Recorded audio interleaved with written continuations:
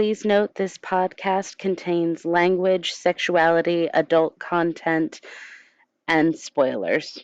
Lots and lots of spoilers.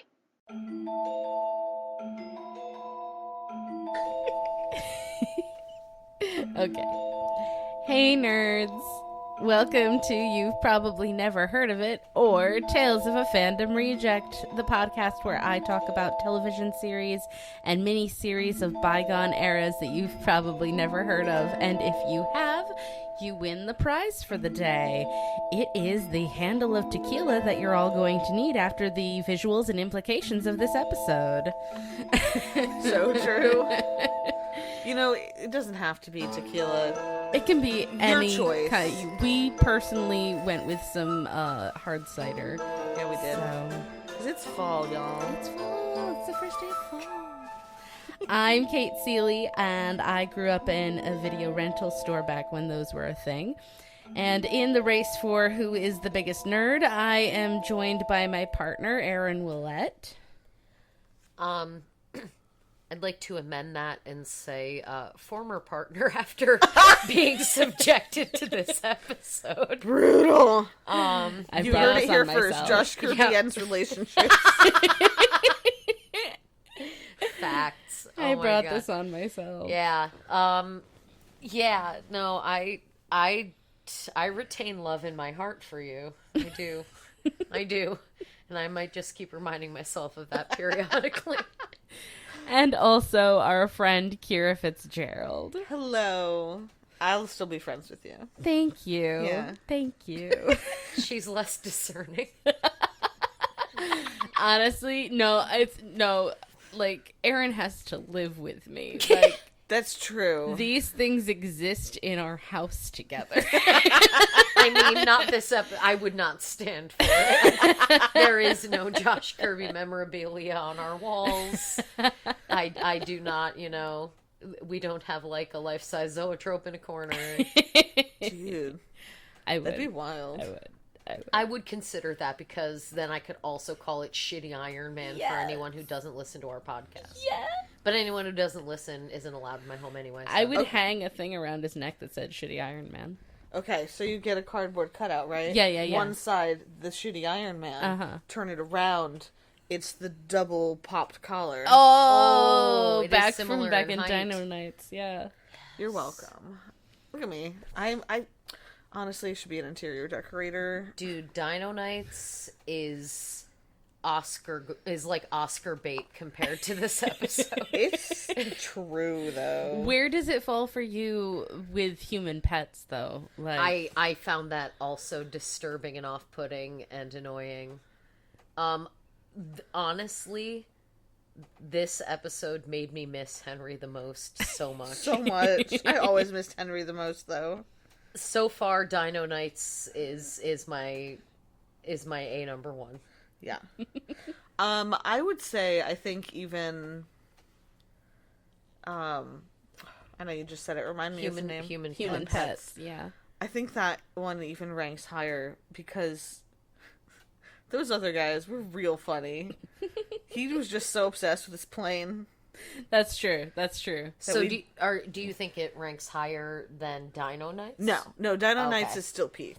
Okay. Toy World. Yeah, better than Toy World. Oh, yeah, Yeah, better than Toy Toy World. World is the pits. Yeah. Toy World is it is hot steaming garbage. You're welcome. Okay. Well, let's get into the nitty-gritty of this stuff. So, we're going to start today with a story, kids. The story of a somewhat cogent storyline that could have been. So imagine, if you will, a timeline that actually makes sense in order to tell a story that a child could follow. Nope. It might look a little something like this. Josh and Erwin take off from 1996 in pursuit of Zoetrope, who drops time bombs. Sure. And incapacitates the time pod. It malfunctions, crashes into Human Pets storyline, where they meet Azabeth along with other displaced humans from various times. From there, Zoetrope takes control of Prism, who, as they're leaving the timeline, releases Zoetrope and opens the door to escape with him, nearly sucking Josh out. Azabeth's life debt to Josh is repaid when she closes the door and gets a grounding band, her CDL bracelet. They chase Zoetrope to 1205 AD medieval England, where the events of Dino Nights occur. Woo. At the end of which, Josh saves Azabeth's life again, earning her another life debt to him. And as they're about to leave, Zoetrope shoots off Josh's CDL band, sending him hurtling through time and space. And now, Erwin, Azabeth, and Prism must try to find him. And let's imagine that that's how it actually happened as we begin to talk about Trapped on Toyworld. With Josh and his amazing, magical, disappearing and reappearing sleeve. Yeah. Well, and that's the thing, is if you watch it, when he gets sucked out, he's got no sleeve. Right. The way that he was at the beginning of Dino Nights with no sleeve. Sweet Jesus. Yeah. I don't remember that. Yeah. But okay, I believe you. It is convoluted as hell. The time stream can knit all kinds of things, including shirts. Okay. So, after Josh is launched into the time stream, we see a horrifying, Oh, the worst. creepy clown. Disembodied head. It is the worst thing that's ever existed, ever. And it's just cackling in the time stream. Dude, the laugh is so upsetting. It's basically like a Jack-in-the-Box head. Yeah. But there's no box. It's just off on its own. So, like, imagine that. Just your Jack-in-the-Box thing, insert whatever, the Jack, I guess, just following you, cackling, and just, like, with this unerring rictus grin situation. Yeah. Okay, so Josh lands in the woods. He's And- lost in the woods. He is. And what's a Aren't we kid all? to do but find a gingerbread house? Which is, I will say, probably the cutest part of this episode. And the dumbest choice. I don't know that I agree. Like, I don't approach a gingerbread house. That's never going to be a good thing. No, don't approach it. But the house is very cute. Sure. I'm a Christmas bitch. What do you want from me? That's fair. I get it. Also, I don't know if you guys noticed this, but, like, Josh's belt is insanely long. It just and sticks it out. looks like he's got, like, a dick swinging. It totally does. I noticed that. It is, for sure. like, all the costumer has to do is make him another loop to put that in, and nobody did. And why are they setting up their lead for failure like this? I need to know. Well, it's because they're too busy building that bear costume. Because, They only had 10 minutes, Kate. because everybody's strangely sexualizing this child. Through this entire thing.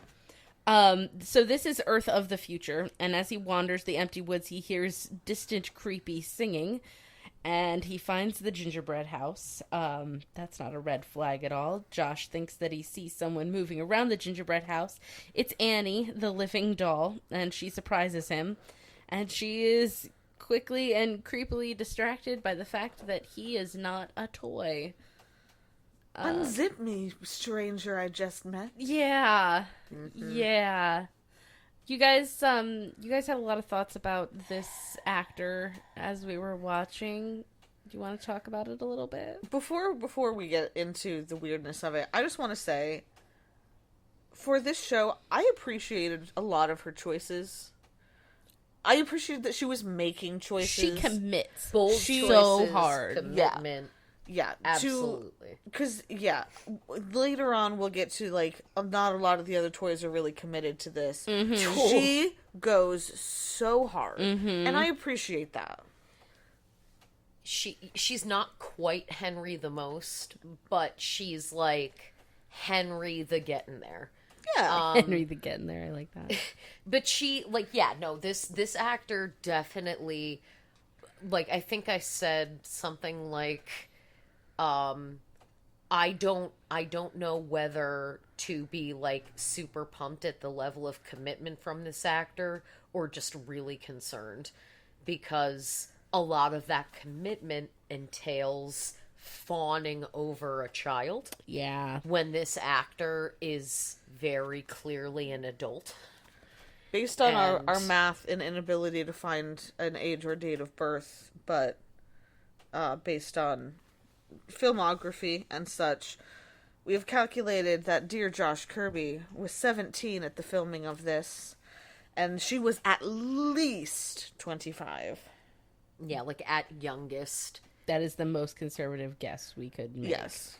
And so, like, is it horrific? Certainly not in the history of, film and television. Like, there has been worse many times. But it's off-putting. It's really off-putting because she is so enamored of him. Yeah. And so she's, like, pushing real hard. Mm-hmm. And she's supposed to be a toy, so boundaries are not a thing. Yeah. And, like, I don't know whether to commend that actor for just commit to the bit or to be a little concerned. And that's not to put any shade on. I'm sure that is a lovely human. But... it is unpleasant. Like, not to, like, here's the thing. When I was a child, I had a ginormous crush on Josh Kirby. Because of course. So, like, it's not, because, like, I never really loved Annie as a character, but, like, there was something about the fact that she is so sexual that I was like, that's my girl. Like, I was so enamored of how sexual she was. Damn. We are learning a lot about little Cate. Look, little Cate had a deep fascination with sex. There's a lot there. There's a lot there. I think, like, it makes so much sense that for anybody who's crushing on, our Time Warrior here, to find Annie as something of an avatar, or Asbeth, or, I think with Asbeth, a bit of a be 'em or fuck 'em situation. Oh, for sure. Definitely be a better warrior. But, like, yeah, it makes sense that Annie would be sort of the person you could project on because of her brazen hussiness towards Josh. Well, and I'm a brazen hussy. So. Yeah. So Josh does unzip the back of her dress, and it reveals a battery pack, and it labels her a living doll.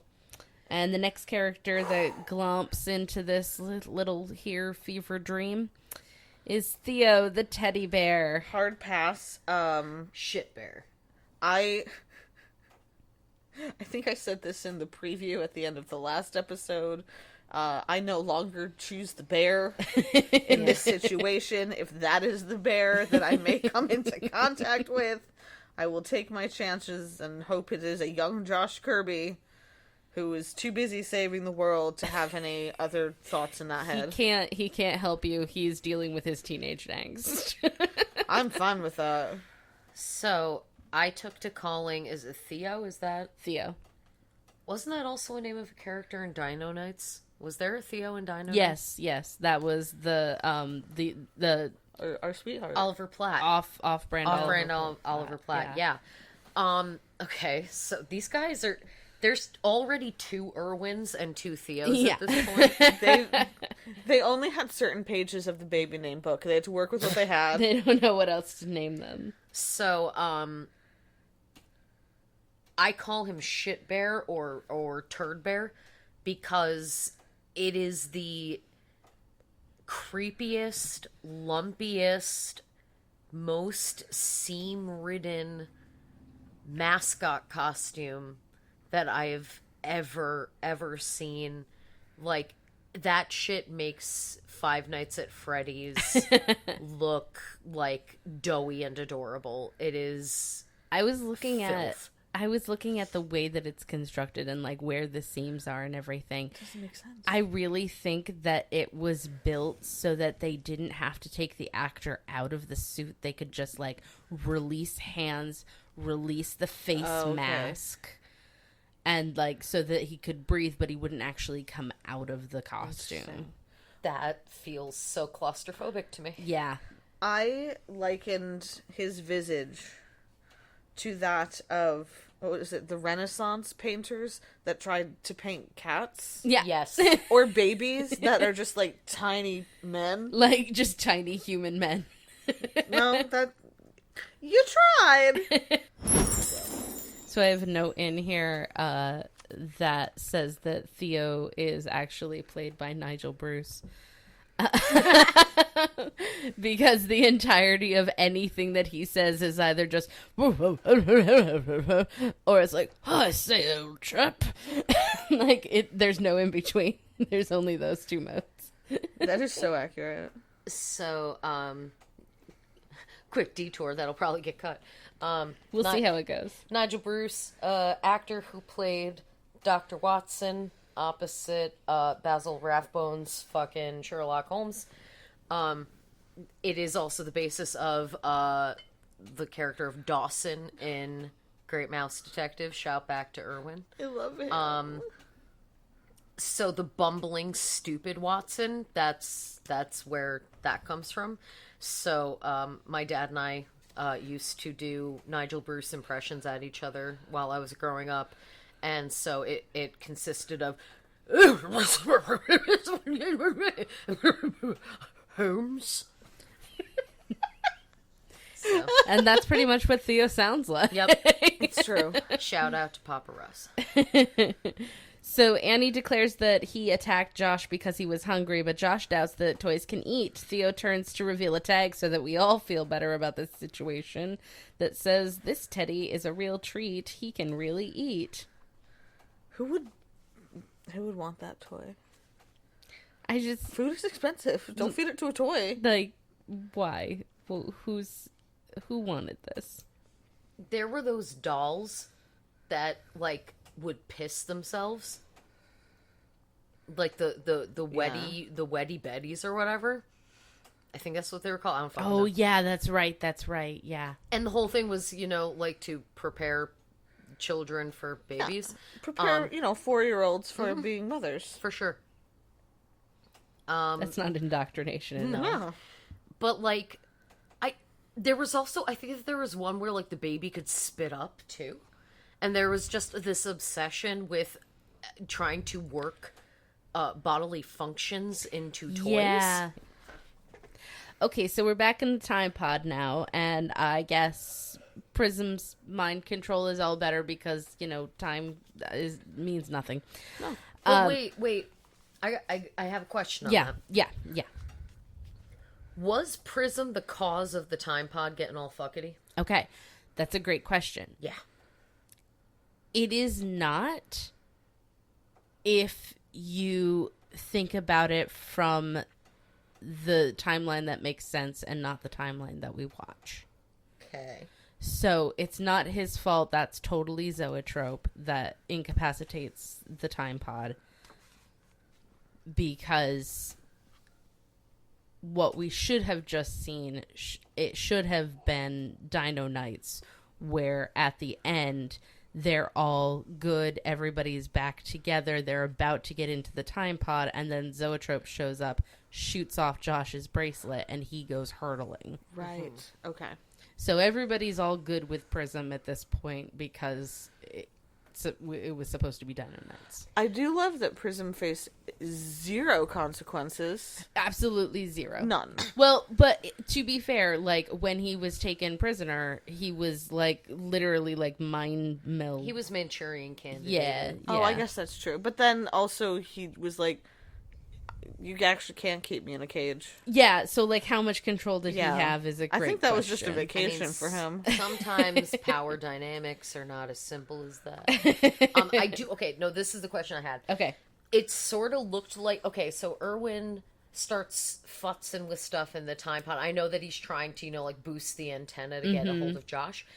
But there's a moment when, after he's like, my machinery is infallible, it starts zapping and stuff. It sort of looked like Prism did like a stupid, he's like teleporting around and like did like a little flash dance on the dashboard. Did he fuck up the time pod?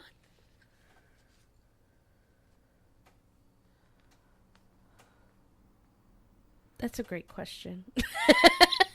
I feel like we might have to go back to the tape on this one. I'm reading my notes.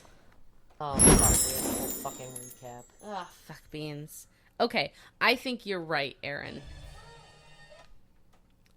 Did you have a point about it, or No, I was confused because it seemed like after he was, I think even, whether we do the correct timeline or the out of order, like, he's supposed to not be mind controlled by that point, right? So he's just dipshitting. He's just dipshitting. I liken it to Bandit.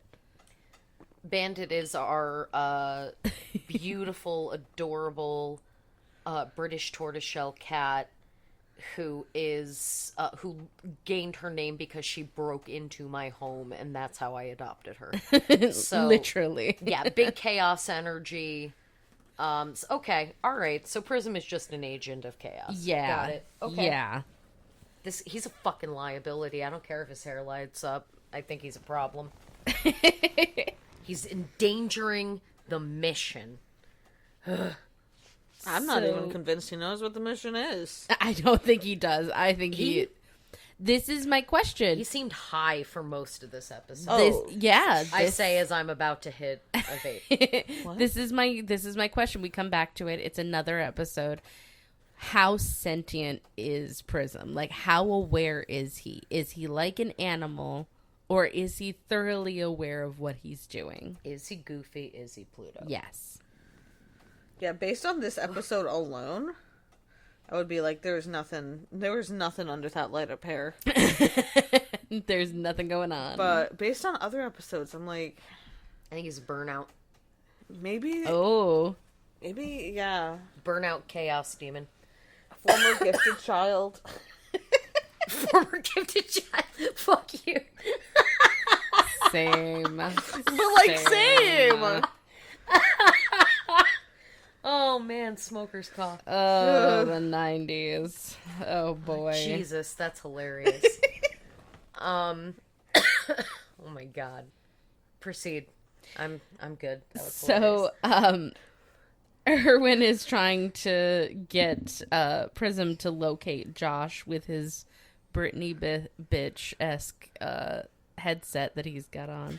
Oh, he does have a Britney bitch headset. That's so true. Love it. And he argues with Azabeth, who is 1,000,000% over their dick measuring that he and Zoetrope keep doing. We have a big never tell me the odds moment. And Erwin admits that Zoetrope may find Josh before them. And then Prism immediately starts popping around the time pod, absolutely wrecking it. Yeah, doing his teleport maneuver from Dino Nights, where he's just bouncing out of the cage with his Roger Rabbit powers, like he can only do it when it's funny. So apparently he can only teleport around the time pod when it means destruction and chaos, because he's basically like Loki meets shitty Yoda. So while Erwin and Azabeth are scrambling to fix what he just did, the control panel door slides back, reveals Prism, who gives a thumbs up to the camera. He did that. Did you guys catch that? I didn't. But I love it. I can see it in my mind. Sure does. Was it a subliminal message meant for you, Kate? It was just for me. Just to be like, hey, kid.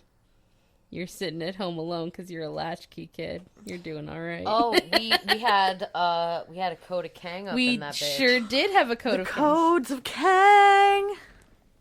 Code of Kang number 4. That which is unparalleled cannot be infallible.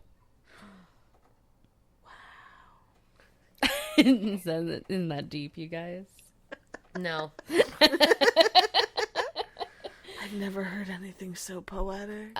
She's referring to the time pod itself because Erwin talks about how his time pod is absolutely infallible immediately before Prism just destroys it. I do not think that word means what he thinks it means.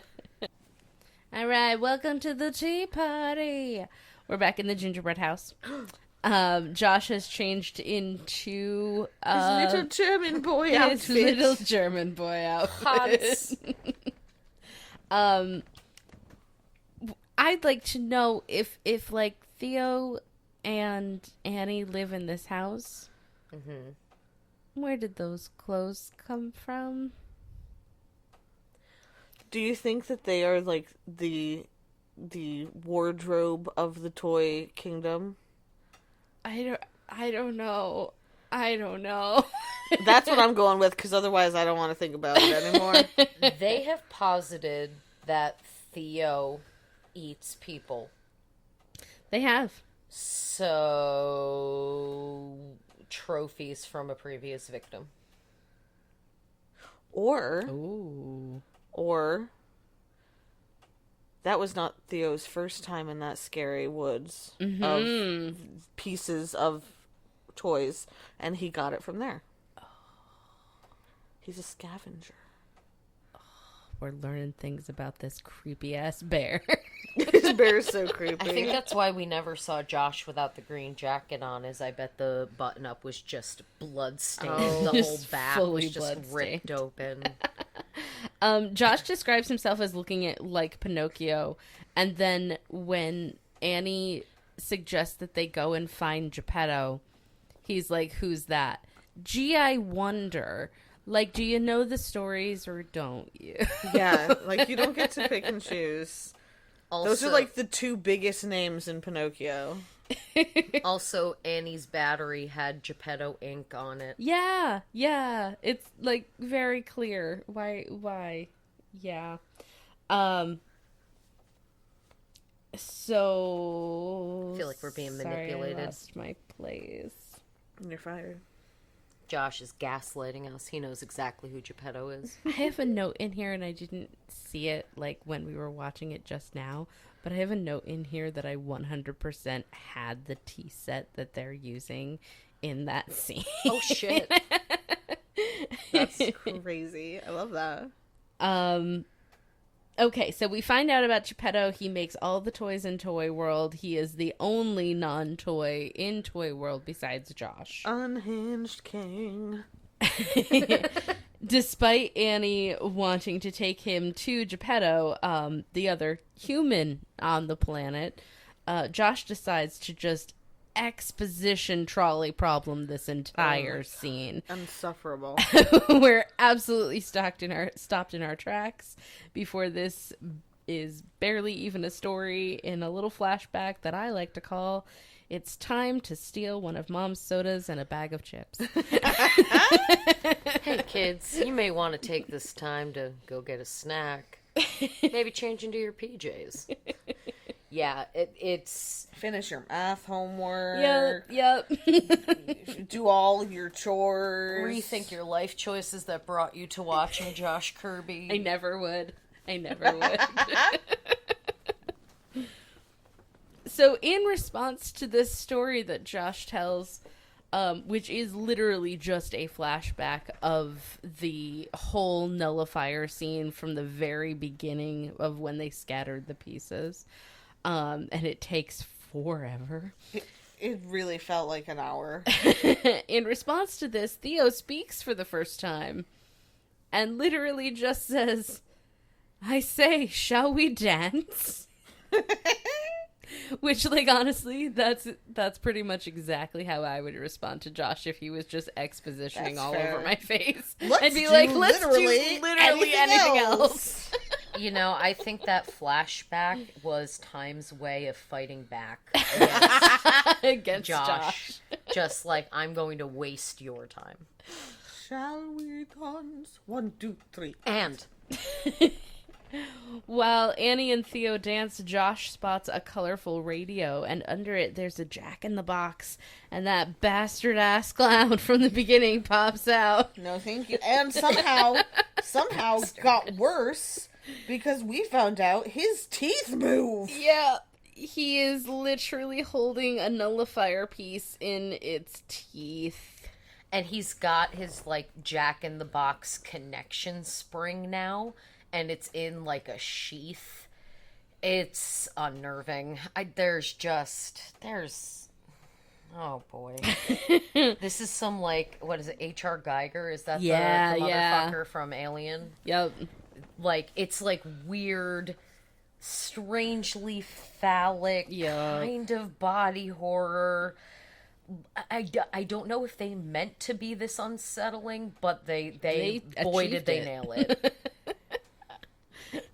So now Josh has another nullifier piece. Good for him. So back... Gotta catch 'em all, nullifier. Nullifier! Wrenched from the teeth of Satan's jester. Oh god, I hate that thing. We're done with it now. We're done with Yeah, that was thing. the fucker from the time Thank the good scream. Lord Yeah. above. Big creep. Blech. Yep. So back in the time pod, we're still letting Prism fix things, even though he was the one who broke all of them. And as soon as it's fixed, they begin running into time debris. Sure. Look. What exactly is time debris? It's all the choices you didn't make. I don't know, but letting Prism keep doing the repair attempts and such. Yeah. This feels like, the worst examples of a Montessori school. Yeah. Where the kid just is completely riding roughshod over everything, and everybody's just like, "Oh, you scamp." This motherfucker is destroying your time travel machinery. This isn't the time for his internship.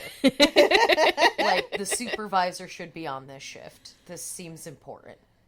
Azabeth insists that they not leave their location in the time stream until they find Josh, but offers absolutely no solutions whatsoever for this. Yeah, aside from being annoying as balls. She's an ideas person. She has the concept of an idea. Oh god, she has the concepts of a plan. Oh no. Okay, so back to Toy World. They're on their way to Geppetto. Josh and Annie discuss Annie's thirst for excitement. Uh-huh. And her passion. Her thirst. Longing to be a human. When we're human again. With all theしand she... I guess...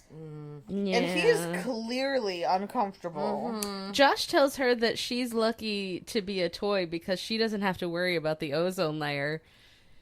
Do you guys remember worrying about the ozone layer? Yeah. Do you guys remember when that was our biggest problem, was the ozone layer? Remember when that was... Well, actually, I think it's probably always been debated. It's still a thing, yeah. Still, it is more so probably now. Problems that weren't solved from the 90s. All right. So Annie, Theo, and Josh arrive at the gates of Geppetto's castle. And Wizard of Oz style, they meet at the gate. I hate him. A living egg toy thing. Humpty Dumpty, maybe? Maybe. Bleached out jade egg from Goop. He had... Like, I love puns. I do.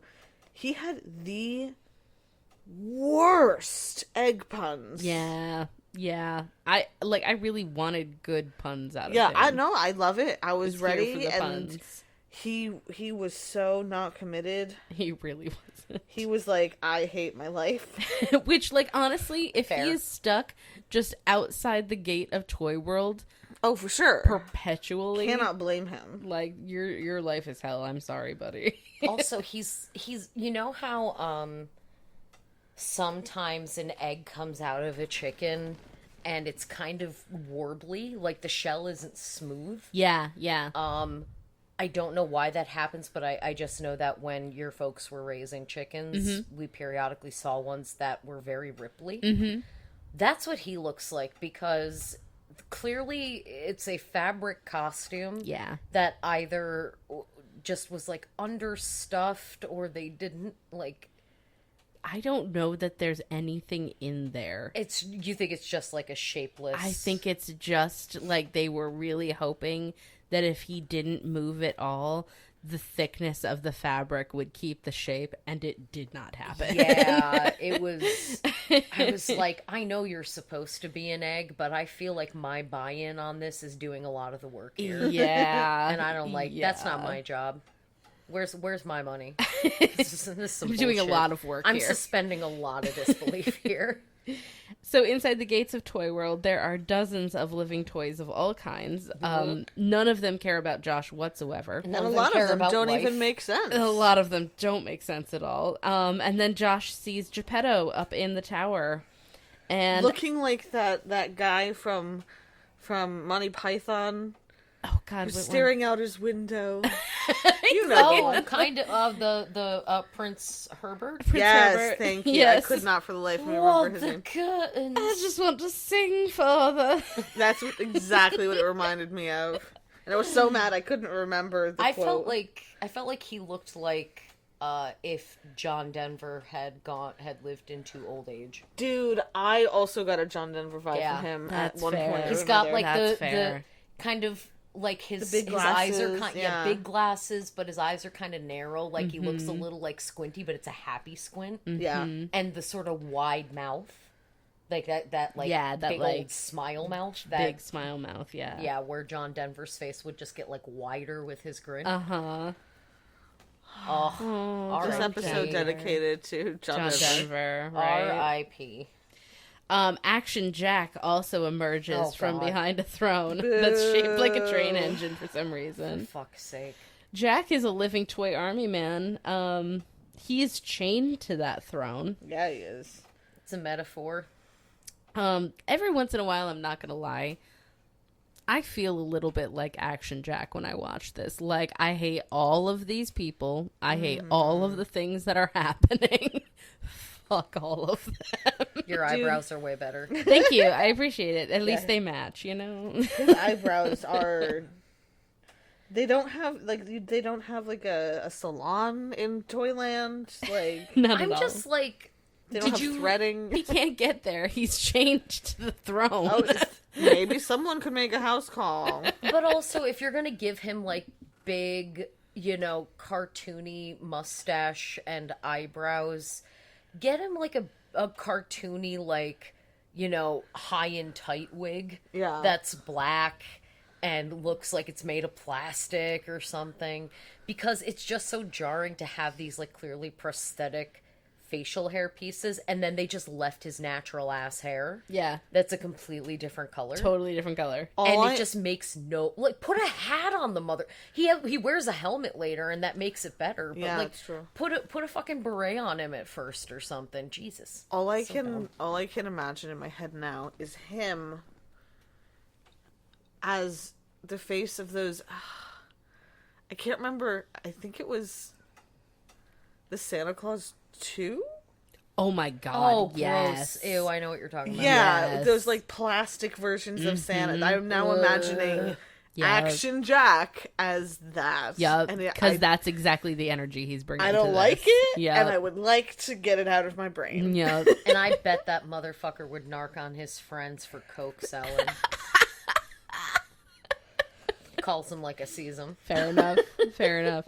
So Geppetto, despite being absolutely thrilled to see another human, entirely ignores Josh and begins the quote show, in which all of the toys sing and dance for his amusement. I just need to come in here and say this is the saddest, most underfunded middle school musical production I have ever seen in my life. And I've seen a lot of bad middle school productions of musicals, and this somehow just takes the cake as the worst.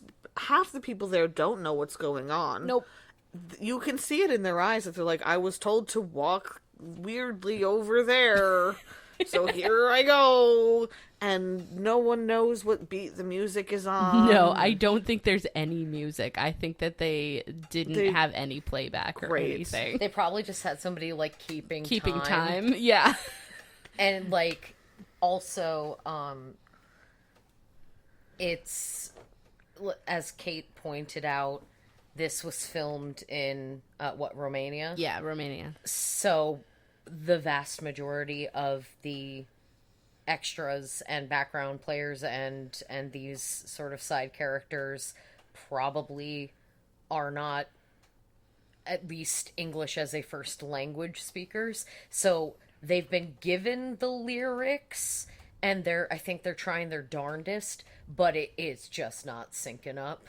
So it's extra jarring because they're kind of mouthing the words, but it's not quite right. It's not quite right. And so it just adds to the weird uncanny valley of the fact that they are supposed to be these toys who are, this is their shit, their jams, their jellies. Yeah, they do this every day. Yeah. And they straight up look like they are serving at like the feet of a tyrannical child god. Like, it's real bad.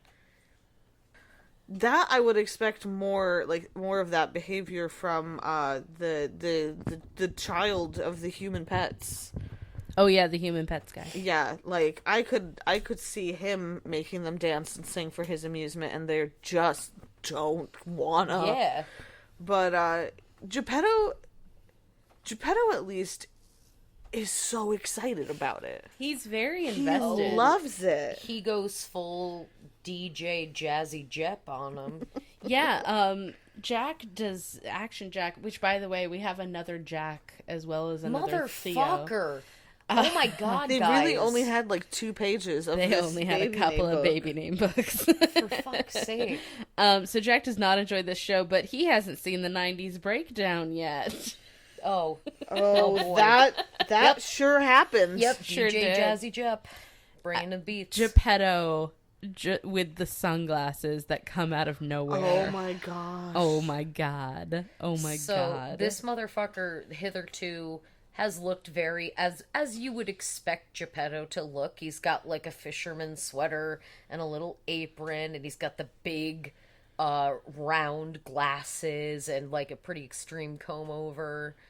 And he just looks like this sort of doddering old guy. And then all of a sudden he whips out these like Miami. You don't even see him coming. They're just there. They're just on his face. Yeah, and Hard they're cut. like, oh my god, it's howdy do, fellow kids. Howdy do, fellow kids, for sure. The music changes suddenly, and they begin to tango. And Geppetto hands Josh a hat and a rose. And in peak Dancing with My Aunt at a Wedding energy, Josh joins in. Yeah, with somebody who's probably old enough to be his aunt. Josh and Annie doing a tango that consists of about 4 moves. And Josh looks so lost the entire so time. uncomfortable. He just He's keeps so looking lost. at her like, am I stepping on the right foot? Did I do it right? Huh? I'm going to posit my theory that Annie is, in fact, Annabelle of Conjuring fame. The actual, quote-unquote, actual Annabelle doll does look like a Raggedy Ann doll. Yeah, Sure that do. is It true. doesn't look like from the movies. So this bitch looks like a Raggedy Ann doll. Her name is Annie, Annabelle. I'm just saying. You've never seen them in the I've same room. connected the dots. You didn't connect. Someone call the Warren Museum and see if Annabelle's in her case. And then Dr. Zoetrope suddenly, mercifully, cuts them off. He yeah. appears in the courtyard, dance floor, open stage lot. I don't know. Mosh pit. Woodstock 99. Kind of looks like it, yeah. Josh gets the chance to monologue and rally everyone, but the toys are just not having it. They like their ineffective group speeches. They sure do in this Josh Kirby thing we have.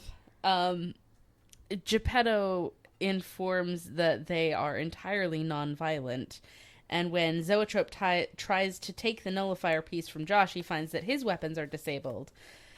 And instead of just keeping it hidden, Josh decides to take the nullifier piece out and play keep away with the toys. To no real end. He's not like, No. distract him while I figure out a thing. He doesn't It's just... It's so openly just... He is Josh Kirby Time Warrior because they need to fill the whole amount of time for the episode. Yeah. So they are just, stretching. Yeah. I want to know, how difficult is it for Zoetrope to get in and out of that suit? Because, like, you'd be a lot more agile if you didn't have the suit. That's true. And there's no weapons here. And, like... But he didn't know that. I think... Well, once they start playing Keep Away, he knows. I think... Yeah, but he can't let them, like, watch him get out of the suit because it's kind of... I feel like it's kind of like getting in and out of Spanx. It's like... You feel like it's really like a really... Even your loved ones, you're like, oh god, you're gonna love me less after this. You just lose all authority. Yeah. So he Like, can't, he can't be lose serious. face. Yes. Oh my god, yes. I think it's that. I think there is a possibility that we're going, and obviously this isn't happening because you would have said this or hinted at it, but I think it would be dope if we ultimately got to, like, the final episode and we come to find out that Zoetrope has been rusted into his shitty Iron Man suit because he has no friends. And then he has to learn the power of friendship so he can be free. Oh, so That's that he can be free of incredible. his suit. Oh. Okay, well, Zoetrope stops the game of Keep Away by cornering Josh and choking him. Hot. Nope, It's- sorry, that's Nope, kid. No, that's a child. Fuck, I'm like the writers now. Shit. Sorry, choke. It's Pavlovian. Yeah, I'm sorry. it is. Sorry. It's at this moment that he discovers that Josh doesn't have his CDL bracelet on. Annie dumps Nickelodeon slime on him, Yes. blinding him so that Josh can escape. In a wind-up car, which is very cute. And reclaim his commercial driver's license. Yes. Yeah, the fact that he, like, fully jumps into the driver's seat and then Geppetto is like, yeah, sure, I'll do the mechanism to wind it up. Like, yeah, I can let you drive, 14-year-old. You put that 14-year-old to work. You tell him to go in the back like you used to do as a kid, like your father used to do as a kid, and don't come back until you have an A+, Josh. Otherwise, your mother will be disappointed. Otherwise, your mother will Your be dead-ass sad. mother. Oh, that dead bitch. She will be sad. It will rain, and those raindrops will be her tears. Those are your mother's tears, Josh. You're making your mother and God cry. Josh, what have you done? Predictably, Zoetrope immediately decides to enslave everyone Of course. and enlists Jack to help him, releasing the toy from his shackle. Could not be more thrilled. Yeah, he's having a great day. Back in the BDSM time pod, Santa. BDSM Santa, it's coming. Yeah. Back in the Something time is. pod, Azabeth is getting impatient with how long it's taking to find Josh. She has no plan again. She's just big mad. No plan. She and Erwin devolve into blaming each other and then turn to blaming themselves. So Azabeth claims that her negligence was worse than Erwin's indiscretion and insists on atoning for breaking her oath to protect Josh. So she begins to perform the Kangian chant of the forlorn. Do it. So, I don't know. It's annoying. It's so annoying. her love chant it. sounds an awful lot like Linda Belcher in the Oh my god, it the does. episode where they're in the basement and they're trying to summon the ghost that's haunting the restaurant. Yes. And so she's doing a seance and she's like, nya, nya, nya, nya, nya. Who's there, baby? Get in the box, baby. Like, it's also the sound that Linda Belcher makes in the episode where they're like trying to spice up their love life. Oh, and Bob is He's like giving her an massaging ear her massage, and she's like, nyang, nyang, nyang. It was sexy. Lick it like you like it. Lick it like you like it. We also get another code of Kang here, number 9. The codes of Kang. If one snoozes, one loses. Boo. Fuck you. Boo. Fuck you. Do you find that more or less egregious than Never Look Down? I hate it for how significantly 90s it is. It's just, it's so dated, so specific, and they tried to make it sound cool. it's just, I look at it, I'm like, you fucking hacks. It pisses me off. I don't like it. Also we start noticing here that Prism is mimicking Azabeth's chant, kind of. He's drunk. Yeah, he looks high as hell. We don't know why. He's like, and it's just like, And his whoa, eyes He is are tripping rolling at Burning around. Man. He looks like the googly-eyed gremlin from Gremlins 2, whose eyes are just always on a swivel. Googly-eyed gremlin. Googly-eyed gremlin. It's in the movie. But he, like, Erwin posits that he's having an allergic reaction to the sounds that Azabeth's making. No. He is vibing because he, like, took some shrooms or shit. He popped an edible. Yeah, like, he is on a different plane of existence.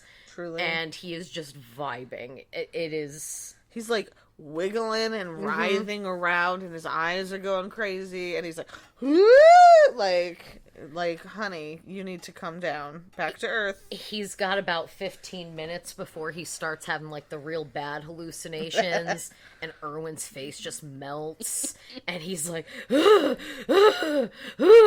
and yeah, it's gonna be a rough trip. Yeah.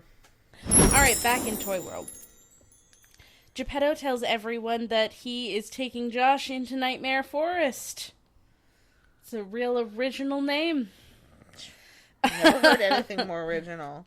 Everyone is very fearful, but Geppetto thinks it's the best way to defeat Zoetrope and get Josh back to the time pod. Annie's upset because toys aren't allowed in Nightmare Forest. Okay, she is such a queen in this moment. Okay, great. She Yes, literally let's talk about it. pulls out a little, like, compact makeup thing and paints on tears while she and Josh are, like, having this whole conversation about how she's upset that she can't go there with him. She's literally The drama. painting on her tears. I have never seen anything more incredible in my life. I'm obsessed. I want to do this in my everyday life so bad. So bad. Yes. The drama. Oh my god, it's inspirational, honestly. She's just like, she's just painting it on. She's like, baby cried the day the circus came to town. Oh, man. So Annie's upset because toys aren't allowed in Nightmare Forest, and Theo interrupts Annie's sort of weird proposal that they live in the gingerbread house together. Move in with me, baby. So that... To Josh. She proposes that to Josh. Josh. Yeah. She's like, baby, move in with me. That is such strong lesbian That energy. is such lesbian energy. He's got the lesbian hair. I just met you. and Please the, move and the in flannel with me. on flannel. Oh my god. I get it. You might mistake him for a little lesbian. He's a little lad who loves berries and cream in this episode. Found his berries. It's not berries, it's nuts and bolts that Theo gives to Josh so that he can Hansel and Gretel his way back to them. He got the nuts and bolts from the car. He took the car apart. Dude, the doors came off and I laughed so hard. This is the shittiest Mad Max I ever saw. Truly. Geppetto makes a offhanded comment here, about, like, as Mama Geppetto would say. I kind of honed in on that for the first time in a little while. Just revisiting the Mama Geppetto part. Like, is he immortal? Is he just, like, having fun while he's still alive? Like, what? I think either he made himself, like, bionic, so he's just outliving everybody. Okay. Or he was so well, we're going to get to that. I don't want to spoil it. Yeah, but, yeah. So I think that he could have been keeping himself alive by mechanical means. However, I think this is either A, he's just speaking fondly of his mother who has passed. He's an old enough guy. Well, I didn't consider that it could be his mother. It could be. He could be saying, like, Mama Geppetto, you know, like old Mama. That's Yeah. what I assumed it was. Sicily, Yeah. 1912. Right. Or this is like some weird fuck-uppity Mike Pence stuff. Yeah, that's honestly what I assumed what it was. It was, like, his wife. Oh, Yeah, I interesting. mean, like, he could be a widower. Yeah. I could see that. I mean, I would assume. So let's get into, like, because we're about there. Yeah, we're about to get, like, she gets real. She gets real. It does. Did you need to say something first, Kyra? I was just gonna say, like, I kind of got the vibe that, like, maybe Geppetto was fleeing something and ended up in Toyland, and time works differently there. So he's not aging like a normal human, and that's why he has all these toys to keep him company. Interesting. I have Yeah. a different theory, but I think I need to posit it after. After we talk Yeah. about it. Yeah. Okay. So, we go into Nightmare Forest, and it's a backlot. It's literally just a studio backlot with a blue screen It's that it's is just hanging. right You there. can just see the blue screen You're like, hanging. oh, hello, is that a tarp? Nightmare Forest is where all of the action figures and war robots were dismantled because Geppetto, back when there were other humans in the world, was building war machines to kill other humans, and he ended up being so successful that he wiped out the human race. So yeah, DJ Jazzy Jepp, aged, friendly John Denver was basically pre-Iron Man Tony Stark. And he talks about how they started running so low on humans that he had to start making his toys into soldiers, and he developed such superior soldiers that he's the only human, as far as he knows, still living. So my theory is, I think we have, because he very much reminded me of Burgess Meredith and the Twilight Zone episode, Yes. oh God, what's it called? Time Enough at Last. Time Enough at Last, thank you. Where this guy who is so into reading that he goes into the bank vault on his lunch break Yep. to read his novel so nobody interrupts him and he can just have some peace and quiet to read. And a bomb goes off while he's in the bank vault, and Yes, he's the only... spoiler alerts for this episode, Sorry. I guess. It aired in the 60s, if you Yeah, haven't seen like, it. Spoiler alert for a show that's old as fuck. Yeah, like, calm down.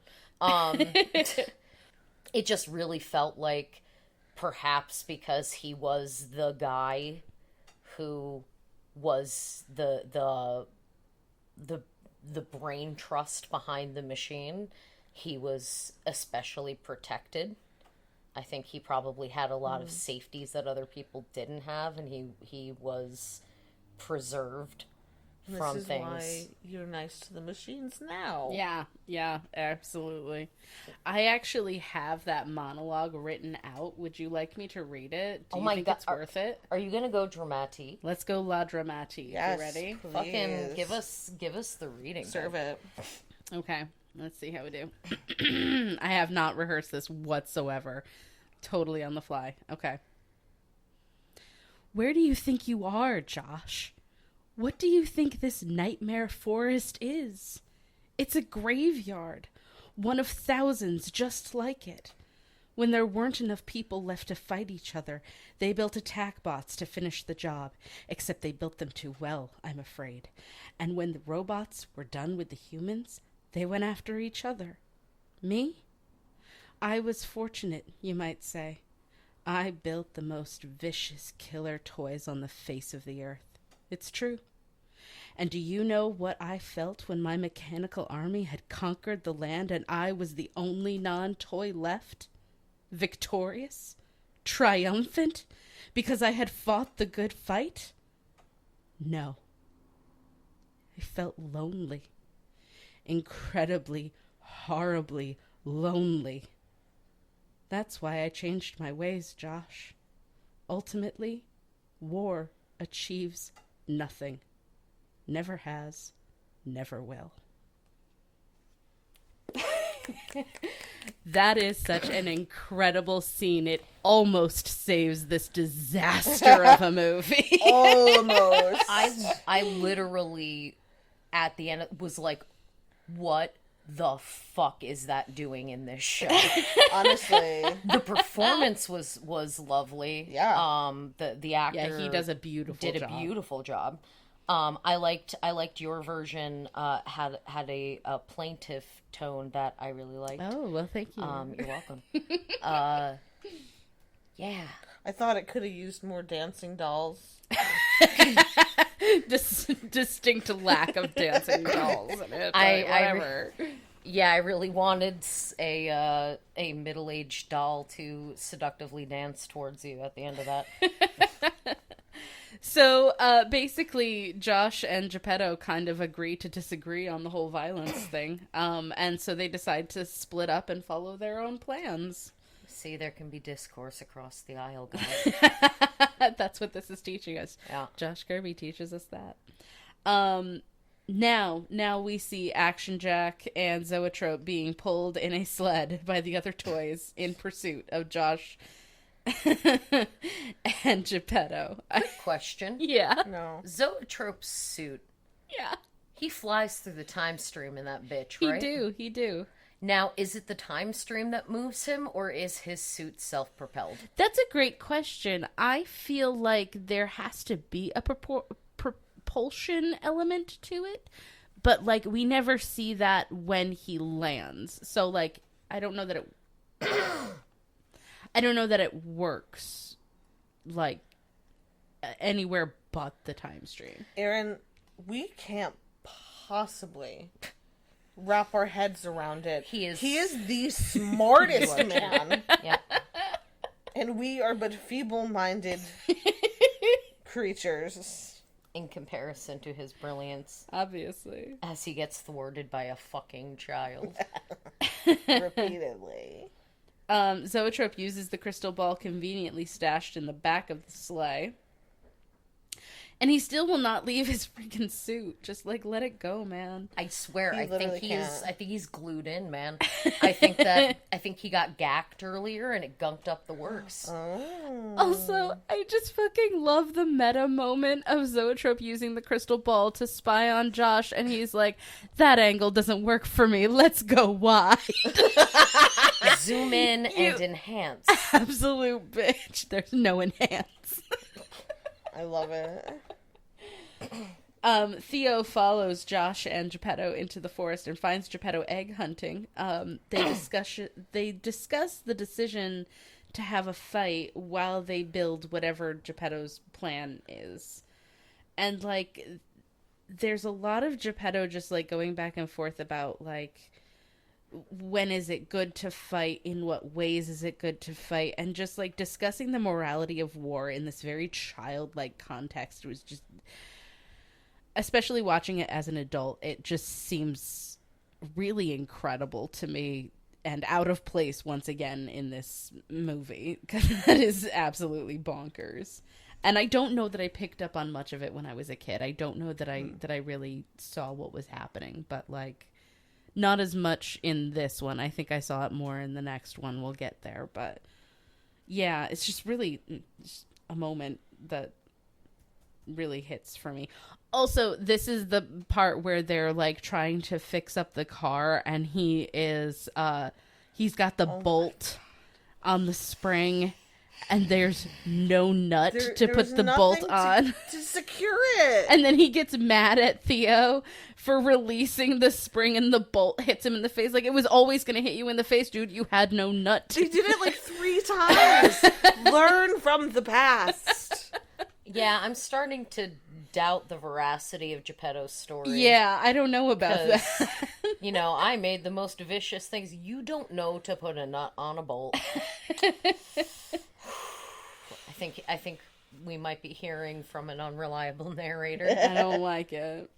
Geppetto gets frustrated with Theo's help and sends him to find Josh. So now Theo, Zoetrope, Action Jack, and 8 of the other toys who are now literally roped in are searching the forest for Josh.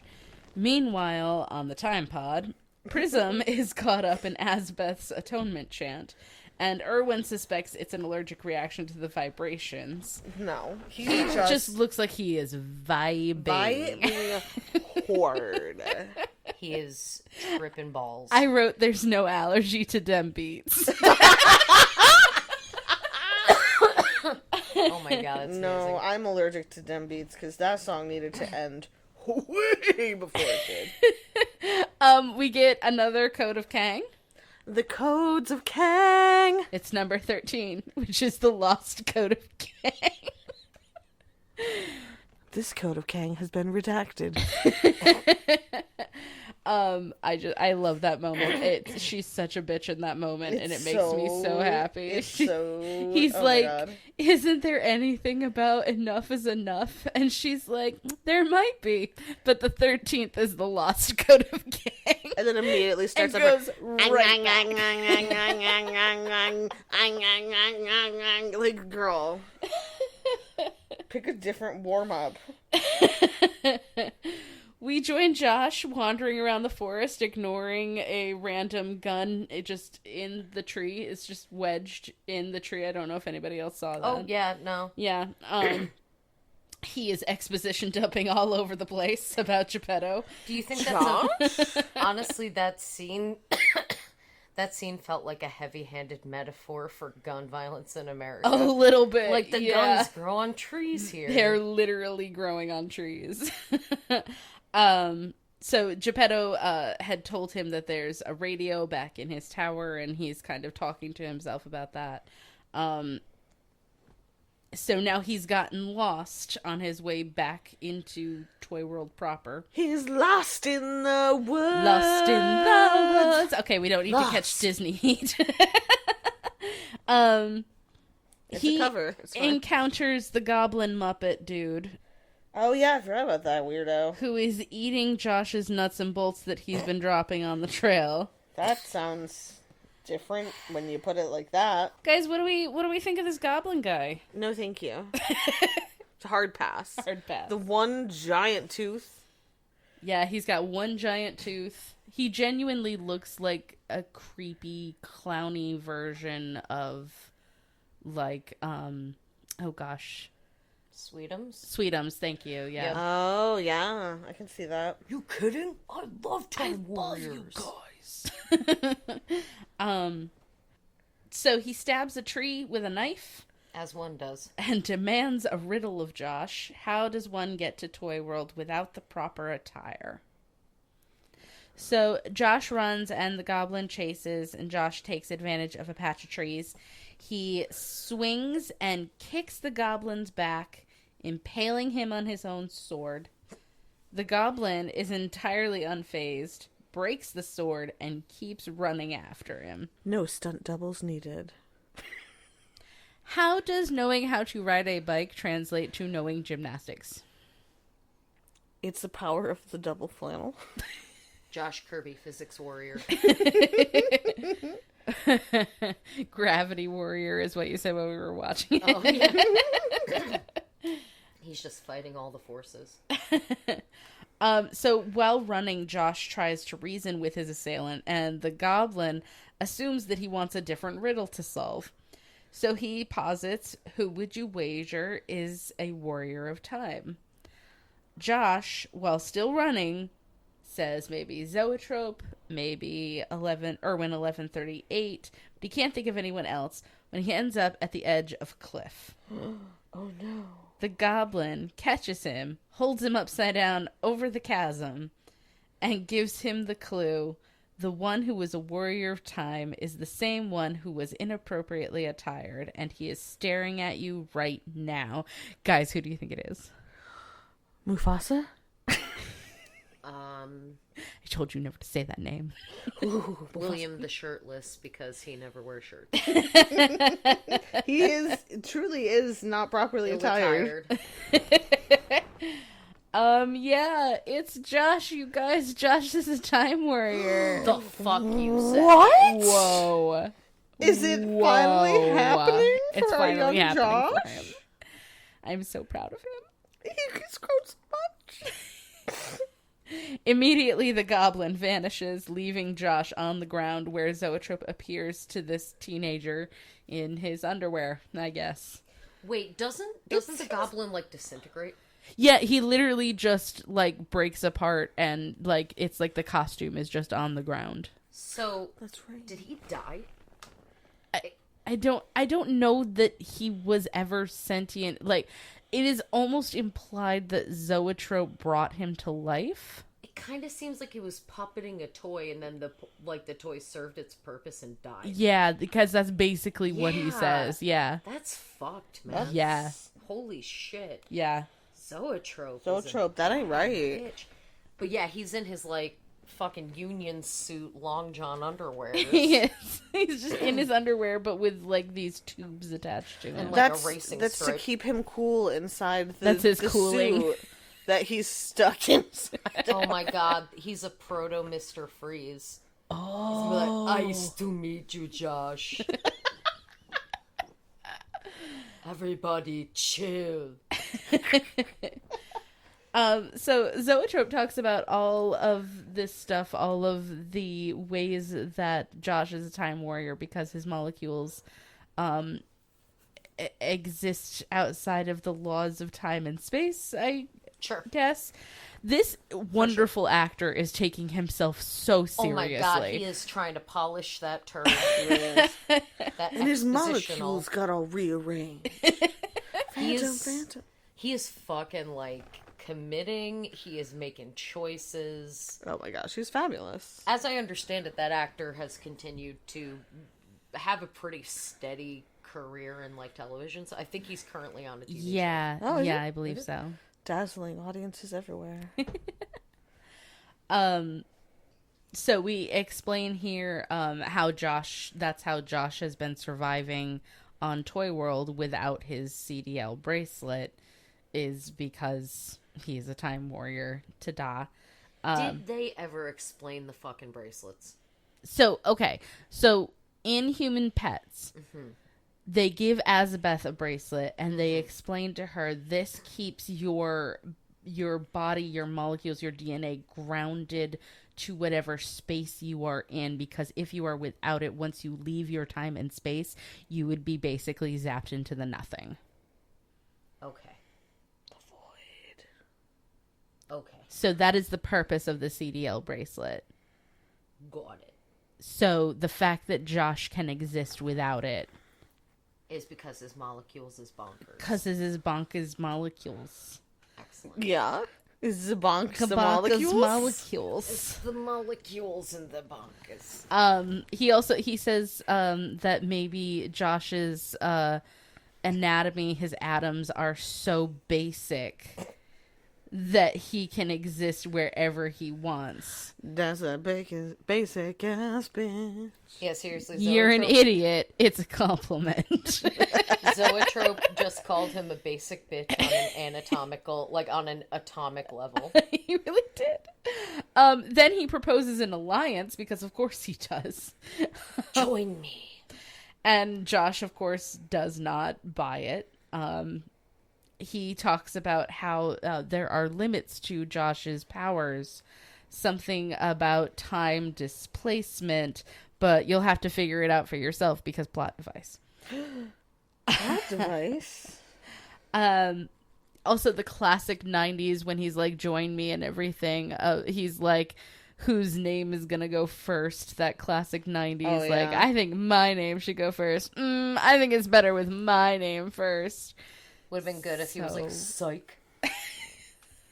God. Oh my god, it's Psych. so painful. Josh tries to attack Zoetrope, charging right through the hologram and falling over the edge of the cliff, hanging onto roots and unable to climb back up. The Zoetrope projection leaves Josh hanging there. Ba-ba-ba. Our time warrior foiled by a cliff. He tried to be a hologram warrior. It didn't work. It didn't work. Stick with your job, man. Stay in your fucking lane, Stay in Josh. your lane.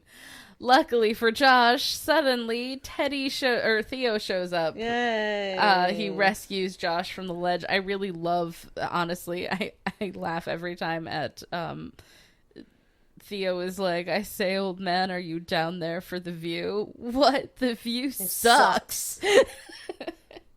This Pretty edgy writing sucks. It's so bad, and it makes me giggle constantly. So funny. A kid saying sucks on a show It sucks. in the 90s. It was like, such that a was big pretty deal. risque. like yeah. sucks was a mouth slapping offense. I remember being yelled at by teachers on the playground for saying sucks. Yep. Like, yeah, like that was like a swear. Like, Yeah, no, definitely that was you did a swear. Like it was considered a swear word. yep. Josh and Theo watch as Zoetrope is making the toys drag him on a sleigh. Oh, with Action Jack wearing a Centurion's helmet and whipping the toys to keep them going. So you hear them approaching with a whoopsh and a jingle. And so I started just referring to him as BDSM Santa. I also just need it to be known that if you actually watch, this man has no idea how to handle that whip. No, oh god, None no, not at all. whatsoever. It You is tell him, constantly baby. tangling up. Oh my god, he's so bad at it. There's a wrist movement, man. There's a wrist to it. I mean, do you think he has that as a toy? Honestly, just go back and watch Miracle on 34th Street. They explain it to you perfectly in Miracle on 34th Street. What a fabulous film. It honestly looked like Dr. Frankenfurter's attempted backhand whipping of Oh my god, Brad, yes. as Dr. Scott approaches the castle. That's so true. He doesn't find Josh at the cliff where he left him, but Action Jack finds a clue, sure, that they're headed back to Geppetto's compound. He said something about plastic sensors. Sure. Yeah, like apparently Zoetrope like upgraded him or some bullshit. Yeah, I don't. I don't- Also, okay, let's talk about this though, Please. because like Yes. we were about to leave Nightmare Forest, which was Fact. this giant graveyard of like war machine robots, Yeah. and shit like that. Why, if Geppetto is really pushing this very non-violent life for the rest of whatever his life is, why does he allow Action Jack? Because it would be violent to destroy him. Ooh. He That's is anti You feel like he just capital like punishment. basically hid his favorites in a room and like just let all of his other bots kill each other. No, I feel like I would assume after the structures fell in this sort of like post-apocalyptic situation we're in, Yeah. I feel like there might have been some leftover soldier bots just kind of like wandering around without a purpose or whatever.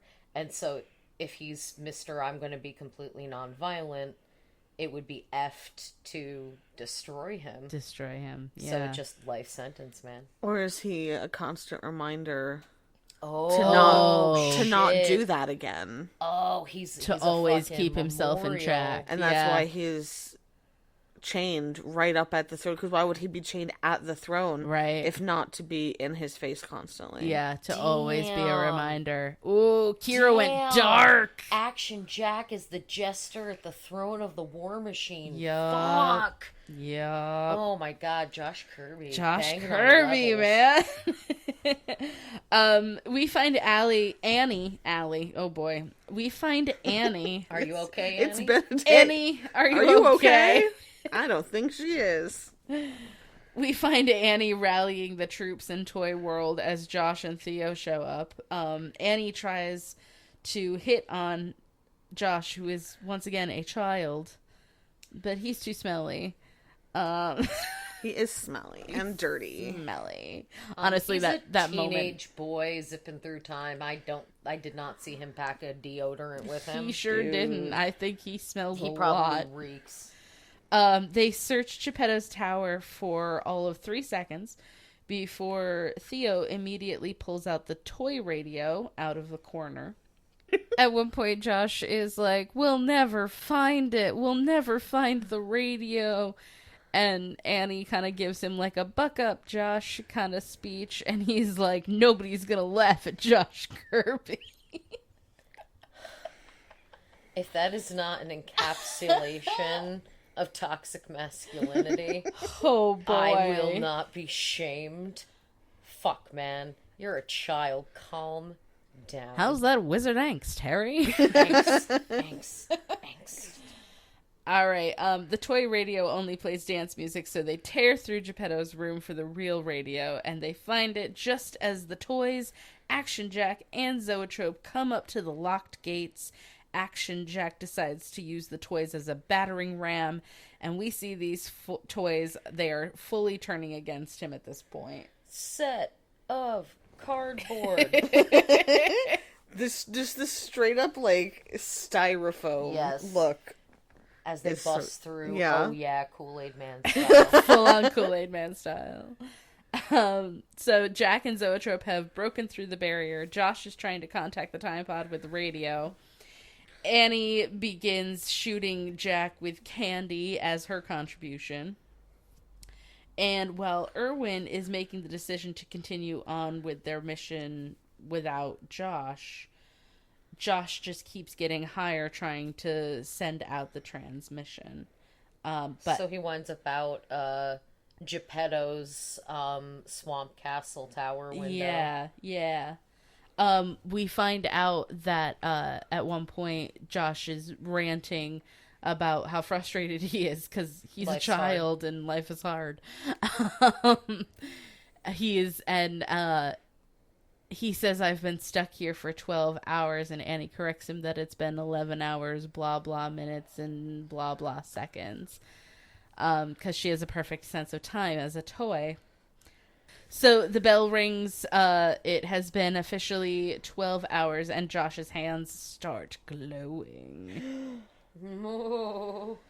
So our suppositions just keep piling up. He assumes that this is the moment. This is his time power.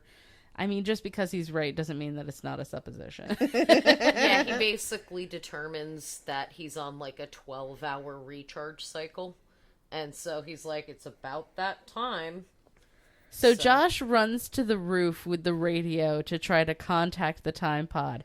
Zoetrope is on the ground and he's looking up and he's like, what is that boy up to? What could he be up to on the roof with a radio shouting? What do you think he might be doing?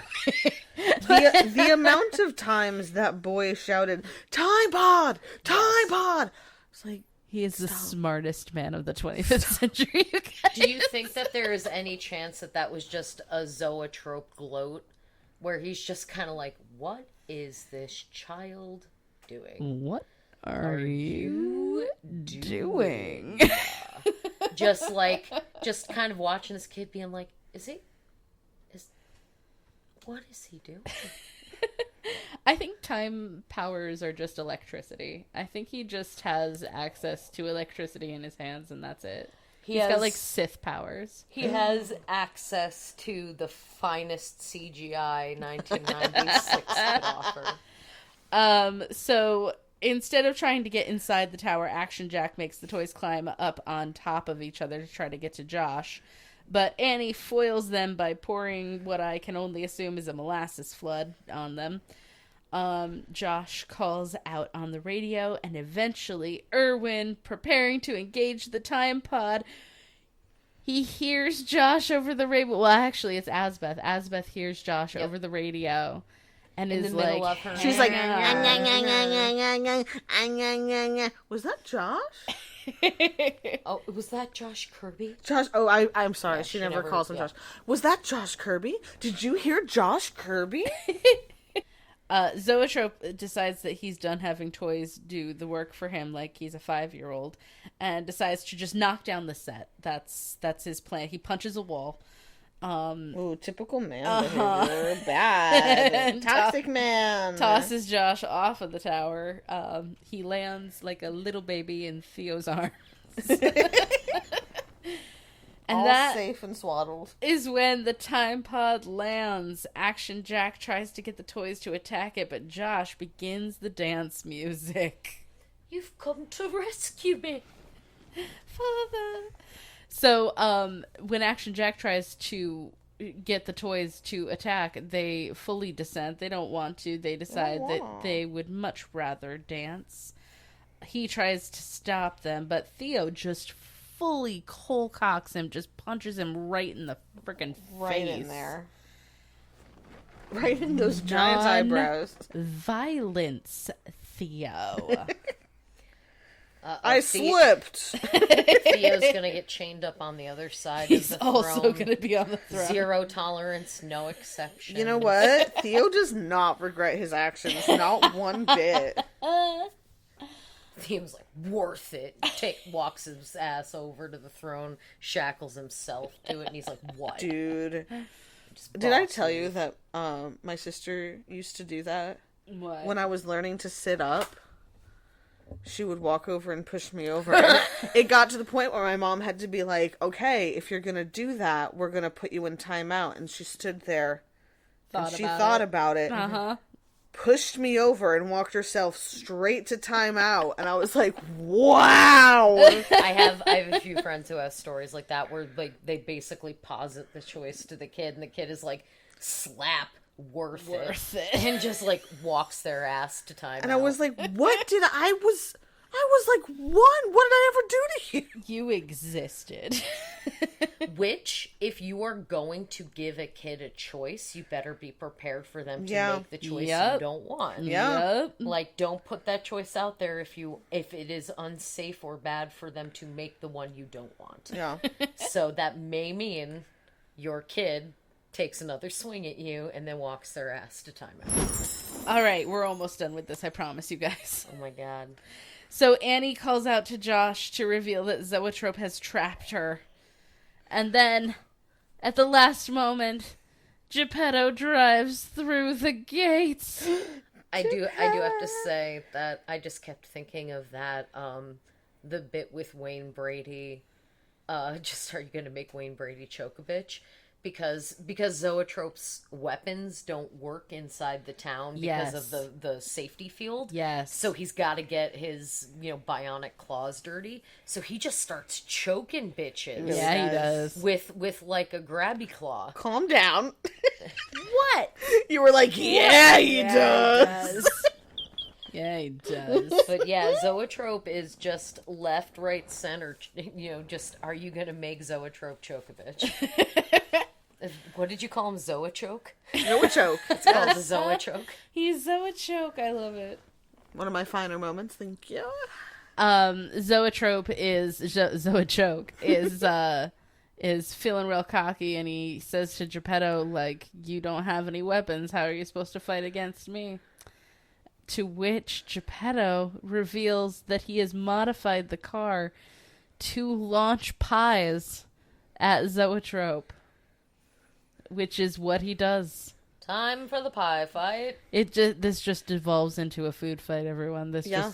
This just becomes a food fight, which we were obsessed with in the 90s. Oh my gosh. Just- Could not get away from it. Fucking pie pans filled with whipped cream. Yep. Flying through the air, left, right, and center. Yep. That was the entire 90s. Fucking, what would you do? What show would you do? had a frequent obstacle course element that was just a massive pie. It was basically a kiddie pool filled with whipped cream. Uh-huh. We were Yep. so fucking obsessed with obsessed. throwing pies. We were so into it. I remember episodes of Sabrina that were about it. I remember Like every cartoon. I had like 2 different shirts that were like from a birthday party where I survived a food fight. Like it was a thing. Wow. It was a fucking thing. Food fight. Yeah. It was in every movie. I never wanted to be part of a food fight. I wanted to be part of the one from Hook. Yes, which was essentially like what the actual food fights I was in were like. Yeah. Yeah. That would be dope. Yeah. It was like whipped cream and mashed potatoes, and then like they just had food coloring in them. Mm. Yeah. See, I would have been okay with it if there had like, because if you're in a food fight at lunch, Yeah. you've got a solid like 4 Yeah. hours before you can go clean up. Yeah. Like, Yeah, if you don't like have gym next. like, and like my gym, like there were showers there. I don't know if they even worked. So like there may have been no water there. Like you're just like cleaning up in a sink if you've got like study hall. yeah. But Yep. ugh, no thank you. Okay, so Zoetrope admits that he's defeated by the pie throwing contest. Yes, the most brilliant man in the 25th, that century. because it's 24/20 for them, Right. which is funny because it's 2024 right now. Oh, Hey. commentary. So apparently the most brilliant man of the 25th century is bested by pies. Maybe he's lactose intolerant. Can't handle that much whipped cream. Then his shitty Iron Man suit was even shittier than I thought. He'll be back, everyone. He'll be back. No. Josh is given a medal made an honorary toy by Geppetto. Weird flex, but okay. Jack want you to be my toy child. Jack is now reattached to the throne. Why? He staged a coup. Like, why? It's punishment because he doesn't want to be there. Non-violence, man. And then as he's leaving, Annie kisses him. Plants a big ol' one, right on him. And Azabeth gets real jealous. Yes, Big you mad. do. The 2 adults are gonna duke it out over the child. Also, what is this weird, like, Carrie Fisher-esque British accent that Azabeth does, where she's like, I think it's high time we depart.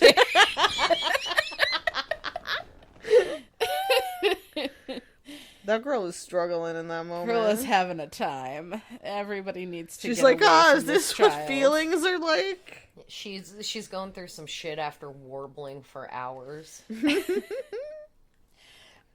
So back in the time pod, Josh tells Erwin and Azabeth all about the whole Time Warrior thing. We get another code of Kang. The codes of Kang. Number 5, excuse me. Those who abandon the truth once will never find it again. I think it's a morality thing. Like if you lose your morals, you're not gonna find your way back to them. Yeah, it's the idea of like if you make a liar of yourself, Yeah. you're not trustworthy. Yeah. That one makes sense. Yeah. The infallibility unparalleled one doesn't make sense. To me. I'm not entirely sure what that is supposed Yeah. to. If one snoozes. One loses. And if The words of wisdom. And if one sees a righteous wave, cowabunga, dude. Azabeth insists that it was not Josh's powers, but her chant that found him. And to showcase his powers, Josh opens the window where he sees Zoetrope following them. Also, just like... I'll wait for you. It's okay. That was it. It's all good. Also, this time pod has a window. Mm-hmm. It has a window. Yep. Just roll that window down. Roll the window down. Look outside. It's fine. So he sees Zoetrope coming towards them. They try to outrun him by going on what Erwin calls an escape route that clearly has train tracks. which we've never seen before. Who's riding on that train? What the fuck is this train? Is that the Other Realm mystery train from that one Halloween episode of Sabrina? Oh shit. I think that this is a universal trolley problem, and someone threw the switch and aimed it right at them. They were like, Somebody I will else- actively choose. Somebody else is making choices in this time stream, and they Maybe have it's the kid from Human Pets. That motherfucker's doing a trolley problem experiment. They never left. he's like trying to get them to so they are trying to get away from the train. They can't turn. Azabeth is pissed, and she's like, well, go ahead and use your powers, man. And he's like, I have to like recharge, I don't know how it works yet. And we get another code of Kang. The Codes of Kang! Number 15, if you lay claim to a title, be prepared to defend it at any hour of the day or night.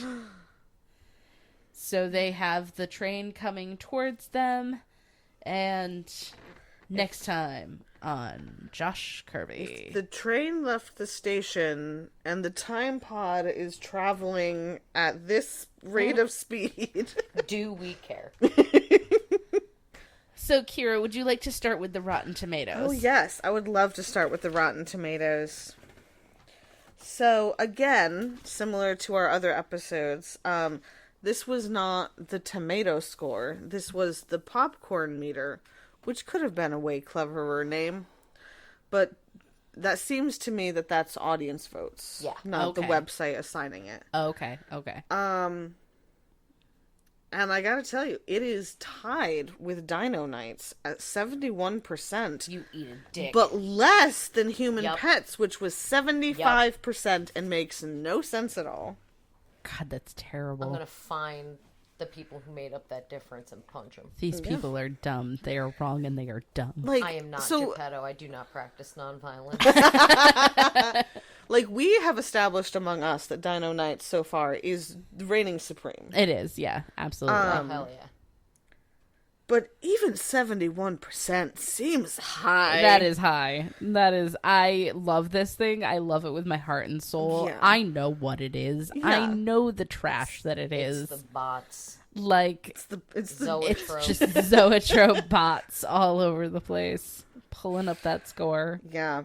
So that is wild to me. I'm very interested to see what the other episodes end up being. Yeah. And seeing how the popcorn meter on Rotten Tomatoes rates all these episodes. Because I'm going to be honest, like there are some low points still that we have to get to, but I think that Boy. overall, the last 3 episodes are the best of the series. Okay. Like, you watch the first 3 to get to the last Fair 3. enough. They're coming for you, Dino Knights.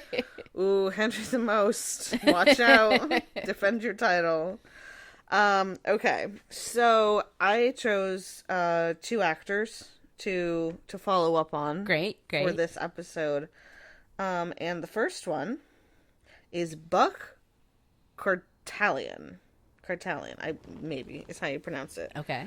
And that is our wonderful, sweet, changeable Geppetto. Okay, great. So he was born in 1922 in Detroit. Damn. And he died in 2016 at the age of 93. Nice. Way So to good go. for him, Amazing. honestly. According to this, he is best known for 1968's Planet of the Apes Oh, wow. Who was and he in that? 1972's Conquest of the Planet of the Apes. Who was he in that? In Planet of the Apes, he played Julius. Oh, okay. Is that the fucking orangutan? Yeah. I'm pretty sure. And then Conquest of the Planet of the Apes, he played Frank, in parentheses, Gorilla. Okay. Yeah. Conquest I'm not as familiar with. But he also did like one episode of like a lot of great old shows. Get Smart, The Munsters, Batman. Hell yeah. Like a lot of really cool stuff. That is the shit. Yeah, and people who actually Perry Mason, people who actually know films are probably going to be like, you're missing all these other great things. I can't cover everything. He was on an episode of Friends? Cool. That's crazy. That's fantastic. But yeah, so let's see. His first credit was in 1951. Mr. Universe contestant dash senior? No, I can read. Senior Garizio, uncredited. So that was 1951. Okay. And his final credit was 2006. Wow. That's a long career.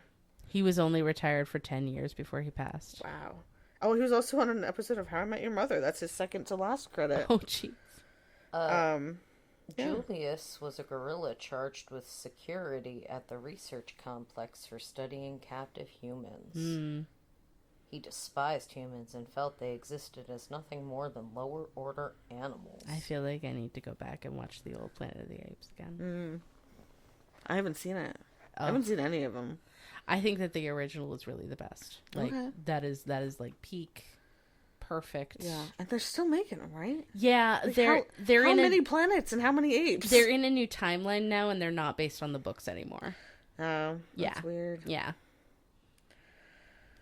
Okay, so so our who next was your other one? our Yeah. next friend here is J.P. Hubble. Does anyone want to guess who he was? J.P. Hubble. Action Jack. Correct. Blech. Mr. Eyebrows himself. Big shock. He did an episode of Star Trek TNG. Big was shock. he? Yeah. Ensign. Oh, he was just an He's just an ensign. Babylon 5. I've heard of that. Mm-hmm. He did 2 episodes of The West Wing as Agent Number 1. Oh, Agent Number 1. Agent Number 1. I know him.